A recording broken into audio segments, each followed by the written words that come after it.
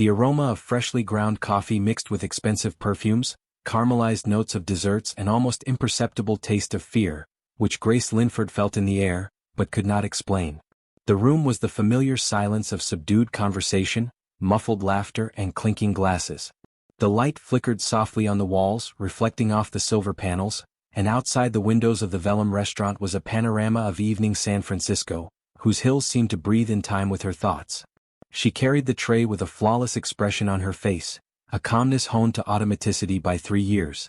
Her heels glided across the parquet without a sound, her movements precise and measured. She attracted no attention. And that was exactly what she wanted. Grace Linford wasn't a waitress.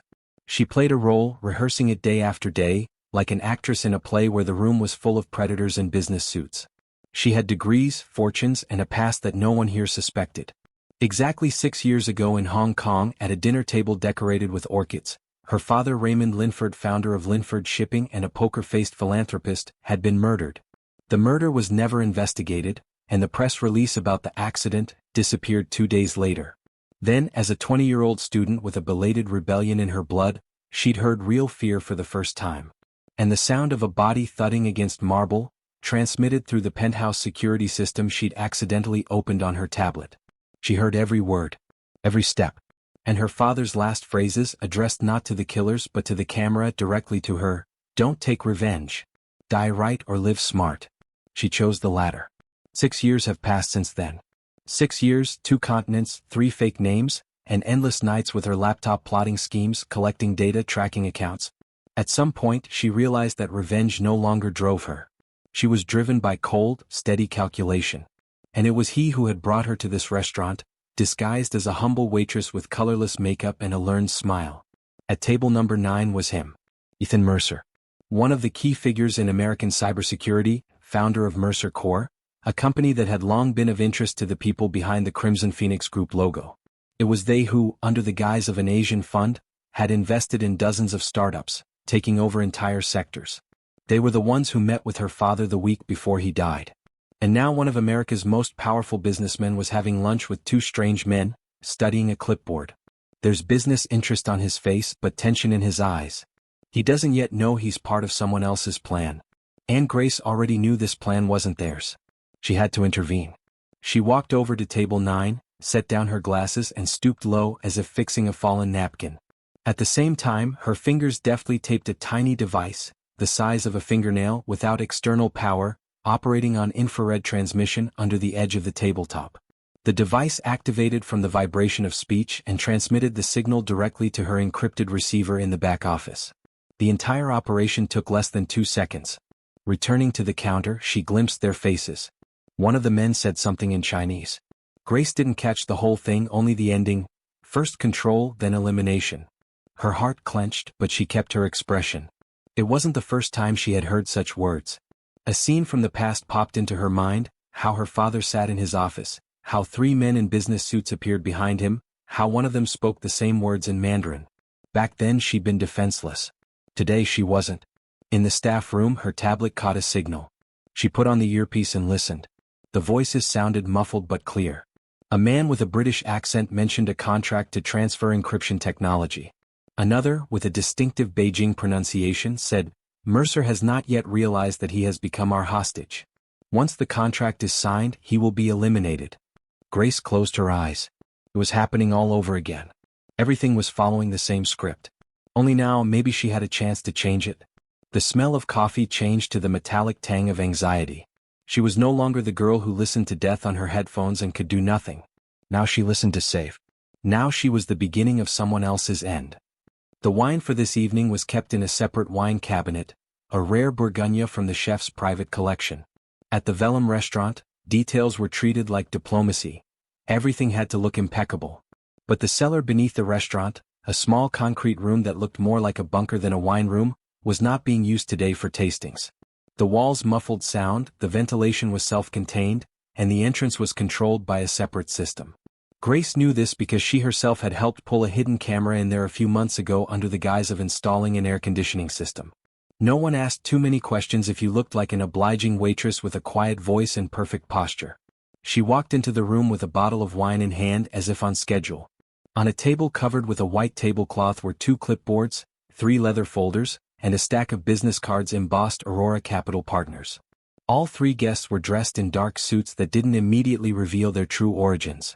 One was gray-haired with expressionless eyes. The second was younger with hands too well-groomed for a financier. The third was silent, clearly a bodyguard, though he was as much a part of the conversation as the others. They were talking to Ethan Mercer, calmly, dryly discussing the parameters of the deal. Terms of investment, terms of exclusivity, legal nuances. It looked like a standard venture capital agreement. But Grace already knew that behind Aurora Capital was Crimson Phoenix, an unofficial financial network linking Southeast Asian shadow capital to Western technology, government officials, and lobbyists. It was through such deals that they turned threats into assets, investing in code that could then be used against the invested companies themselves. She set the bottle down on the serving table, turned her back to the negotiations, but heard everything. One of the men began to speak in English with a slight Chinese accent. "We appreciate your openness, Mr. Mercer. Aurora Capital is a partnership based on trust and mutual benefit." Grace already knew that voice.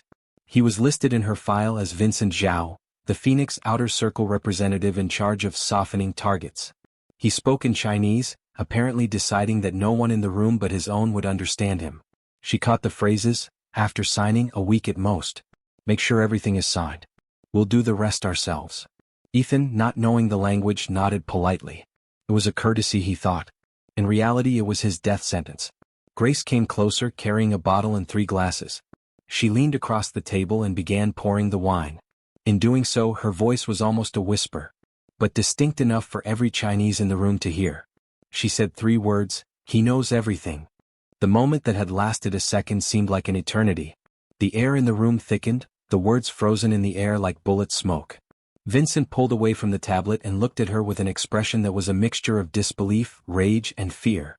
The second man straightened, his fingers involuntarily resting on his jacket pocket. The third man, the silent one, reached for the radio on his wrist, but stopped. Grace, as if nothing had happened, finished pouring the wine, set the bottle down, and politely stepped back against the wall. Her face expressed nothing but professional calm. She even smiled slightly. Vincent was the first to speak, but in English. "I'm sorry, we have urgent circumstances. I'm afraid we won't be able to continue this discussion." Ethan raised his eyebrows. "What? We just started the signing?" But the men were already getting up. They were carefully gathering documents, tablets, without saying a word among themselves. One of them pulled out his phone and silently dialed a number, saying only short commands in Chinese: "Gathering. Plan B, leak." It all happened in a minute. Like a well-rehearsed evacuation. They left without even a glance in Grace's direction. When the door closed, it was just her and Ethan in the room. He sat there, unmoving, staring into empty space. His face turned white, sweat beading on his forehead. He turned slowly toward her. What the hell just happened here? He wanted to ask, but he didn't utter it. The words didn't make sense. He looked at her as if she were a figure that was suddenly no longer part of the background. One that emerged from the blurred outline of the waitress and appeared as someone else entirely. Not an enemy. But not just an observer either. Grace bowed her head slightly in response and calmly took the empty glasses. Her face became impersonal again. Servile. But now Ethan already knew it was a mask. And for the first time all evening, he realized that this room, this deal, and even his role in it were all part of a game someone had been playing for far longer than he'd thought. Ethan Mercer Innovations' office occupied the top 3 floors of a glass tower in the South of Market neighborhood. From here, the view of the bay, bridges, and neat squares of urban development, as if built not for living but for presentations, was perfect. In the evening, as the sun was setting, the windows turned into mirrors and the building was almost museum-like quiet. Today, however, the air in the office was charged with tension. The guards at the main elevator had been ordered not to let anyone in, and the internal surveillance cameras had been temporarily disabled. Ethan was waiting for her. This time he wasn't going to pretend he hadn't noticed anything strange. Grace showed up at 7 p.m. sharp. No uniform. In a strict navy blue coat, with her collar turned up high and her hair pulled back into a ponytail. She wasn't hiding anymore. Wasn't trying to be invisible. When the elevator doors opened and she stepped into the hallway where briefings and technical meetings usually took place, Ethan was already standing at the panoramic window with 2 glasses of bourbon in his hands. He held one out to her not out of politeness, but to keep her hands busy. She took it but didn't touch it. For a few seconds they just stared at each other. He was the first to break the silence. "Who are you?" That question hung in the air like a crack between two parts of the same story. Grace sighed. No theater, no pauses. Just a calm, clear explanation as if she'd been practicing it for years. Her name isn't Grace Linford. At least that name is now just part of the plan. She's really the daughter of Raymond Linford, the man who was found dead in a penthouse in Hong Kong 6 years ago. The official story is heart attack. Unofficially, elimination. He was associated with the men who later formed what is now known as Crimson Phoenix. But in the last years of his life he tried to break free. Couldn't stand what he'd helped invest in. When he realized that instead of global investment, the company was funding blackmail, information trading and elimination, he started collecting evidence. He was killed before he could get out of the game. Grace was left with nothing except a backup, a copy of his archive hidden on an encrypted cloud server. Everything she'd been doing for the last few years had been preparation. Finding the right people, pressure points, key players. Ethan was one of them. He was silent. A look of confusion rather than shock froze on his face. She could see the doubt struggling in his gaze. He needed an explanation. And she gave it. "I was there when my father was killed. Heard it in my headphones. I couldn't do anything. But I could have survived. And make sure someone else didn't become the next target." He nodded slowly as if processing what he'd said. Then he sank into his chair and ran his hand over his face. The next minute it was his turn to speak. He didn't know who Crimson Phoenix really was. To him, it was one of the closed-end investment groups with capital from Singapore and Taiwan. They had come in 3 years ago when his company first faced a funding shortfall. Then his daughter Sophia was diagnosed with a rare neurodegenerative disease. The treatment cost millions. Pharmacists were throwing up their hands. The public system refused to cover the costs. And that's when the offer came with money, counseling, access to Asian clinics. He accepted. Because he had a choice, keep his principles or keep his daughter. He chose the latter. Now, listening to Grace, he began to realize how everything was intertwined. How his financial holes had been artificially created, how the lab and soul that offered the experimental treatment turned out to be 40% owned by the same holding company as Aurora Capital. He wasn't an accessory, he was a pawn. And that angered him far more than guilt. Grace put the clipboard on the table. It contained names, invoices, internal memos, encrypted correspondence. Everything that was left of her father. She was passing it on to him. But not just like that. Her offer was simple.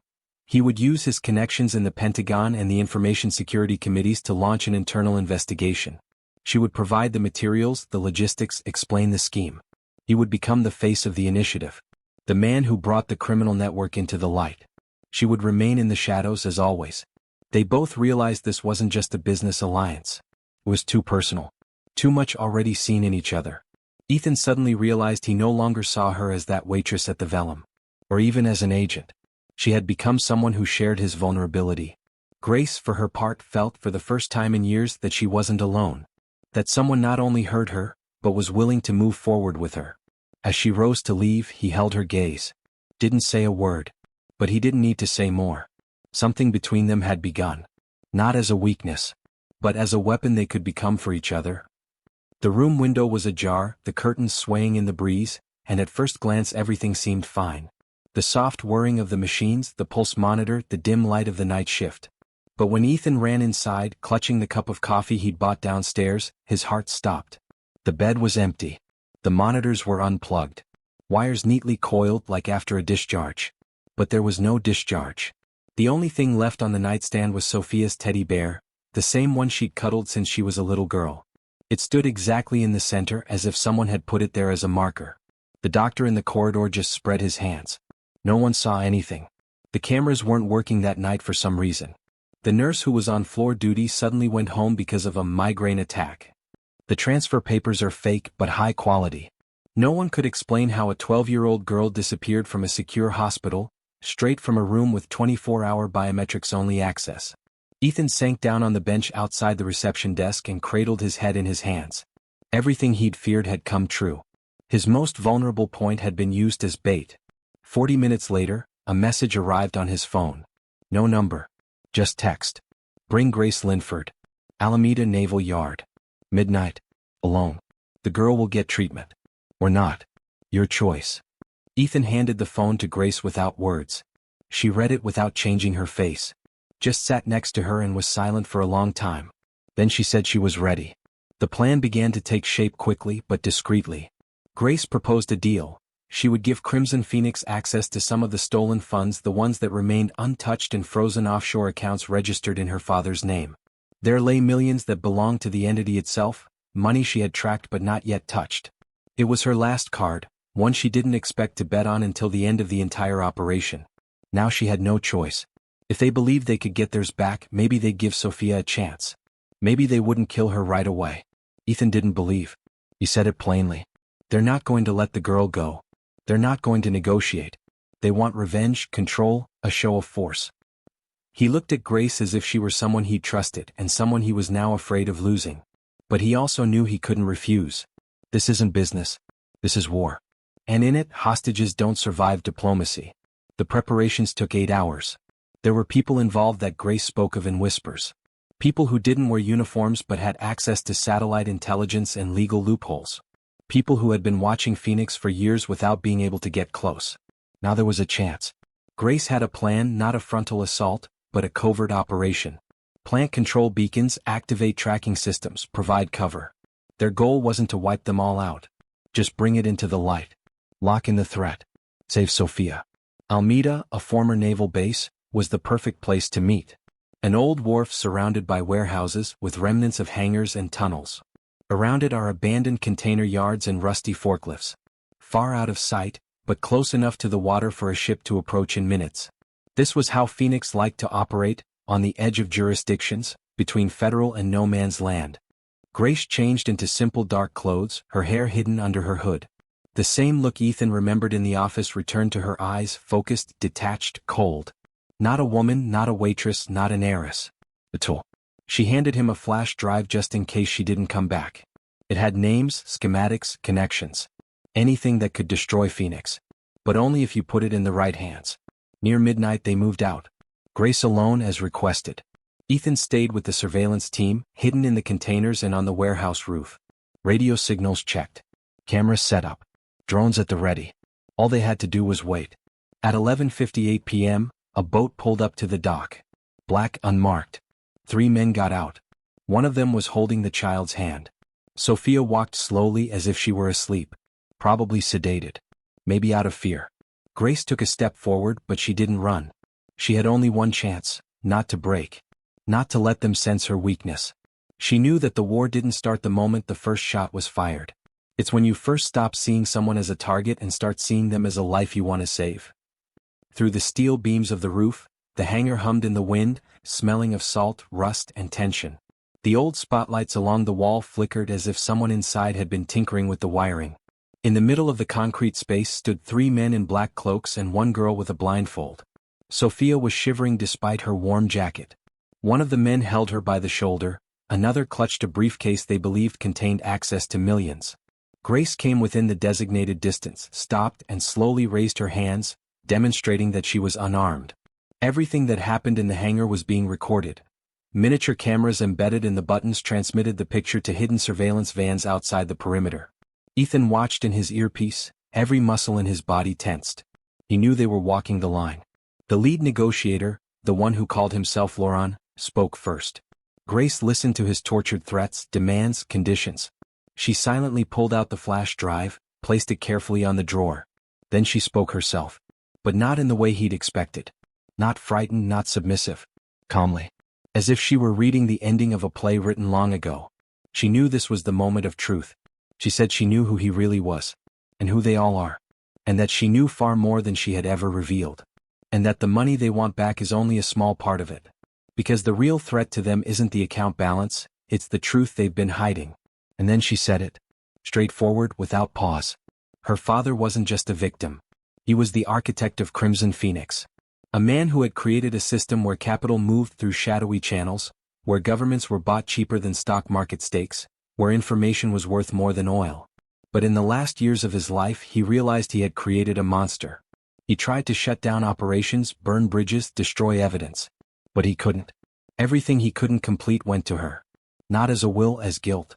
She followed his trail, pretending to seek revenge so as not to arouse suspicion. But really she was building a trap from the inside out. Laying a map, string to string. Ethan, listening to her voice in his earpiece, suddenly realized that everything he'd thought was a personal choice was part of a bigger one. She knew he'd break when it came to Sophia. Knew he'd come to the office that night. Knew he'd stay. And yet she didn't use him. She could have. But she didn't. Because she didn't choose control. She chose him. At that moment, one of the men tried to grab the flash drive. The other reached into his pocket. But it was too late. At the signal from the roof, the agents began to move. Synchronized like clockwork. 1 from the south exit, 2 from the water, 3 more from the side of the iron wall that no one was guarding. Within 60 seconds it was over. No shots fired. No blood. Only sharp shouts, the click of handcuffs and footsteps on the concrete. Sophia was taken out first, still sleepy but whole. Grace stood still, unmoving. Only when Ethan entered the hangar did she allow herself to exhale. 8 months later, Laurent and his team sat in a federal courtroom in San Francisco. The arraignment had lasted 2 hours. The evidence stretched across 45 folders and 9 encrypted drives. They were no longer in denial. It didn't make sense. Within a year, dozens of officials and middlemen in the US, Asia, and Europe were arrested. The Crimson Phoenix Empire was cracking at the seams. Grace testified but remained in the shadows. Her name was only mentioned in classified documents. News reports spoke of a mysterious source exposing the largest shadow financial network of the 21st century. The Linford Mercer Initiative was set up 2 weeks after the trial. Its purpose was to help families affected by corruption schemes, corporate raids, and corporate extortion. They provided legal defense, medical care, and resettlement. Sophia became a symbol of victory. Fully recovered, she was now studying cello, dreaming of going to Berkeley. Ethan was no longer running the company, he was running the foundation, traveling the country, speaking at hearings. And Grace? It was the first time she wasn't living in the shadows. They rarely discussed that night in the hangar. Everything that needed to be said had already been said. Now they were talking about the future. About new projects. About the cities where they received letters from families who had been helped. In the evening, in the house by the bay, where they smelled of tangerines and old wood, they sat with cups of tea, listened to Sophia rehearsing another play, and were silent. Because sometimes silence is the best proof of peace. Ethan once asked, "Any regrets?" Grace shook her head. "Only that I didn't tell you sooner. None of this is about revenge." He nodded. And then spoke the words that had become the motto of their new life. "We didn't choose revenge. We chose light." Dear viewers, thank you for being with us. Subscribe to the channel, like us, and be sure to write in the comments what you think of this story. Don't forget to click on the bell, so you don't miss new interesting stories. See you soon.